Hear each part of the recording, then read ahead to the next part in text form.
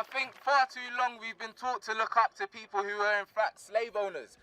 Black Lives Matter is more than a movement. It's a moment for PJ Matheson, a young campaigner finding his voice.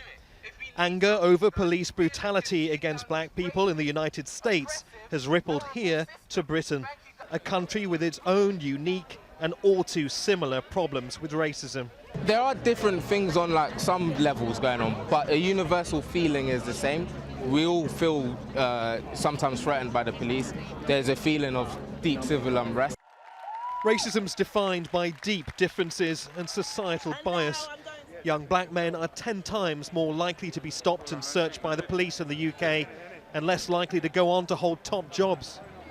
COVID-19's exposed the grave consequences of discrimination and poverty, with black, Asian and other minorities at greater risk of dying of the disease.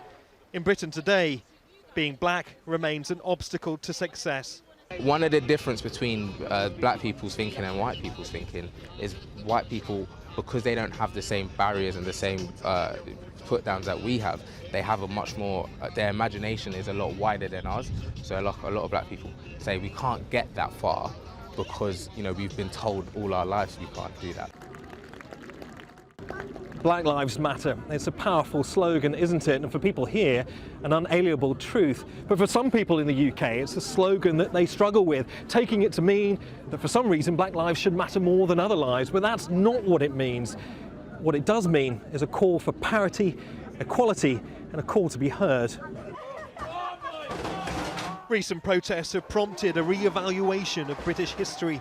Statues of past slave owners have toppled, and national heroes, including Winston Churchill, have faced scrutiny for their racist views. It's unsettled many on the political right. Just because your skin color is, something, or you're a woman or you're a man, doesn't mean that something that happened decades ago, centuries ago, to someone who looked like you, it shouldn't affect you. This is collectivism. This is identity politics. The government's been accused of downplaying the protests, with the Foreign Secretary Dominic Raab facing criticism after saying the Black Lives Matter action of taking the knee originated in the TV show Game of Thrones. For many here, the protests are a chance to take stock of Britain's past in the hope of redefining its future. Neave, Aljazeera, London.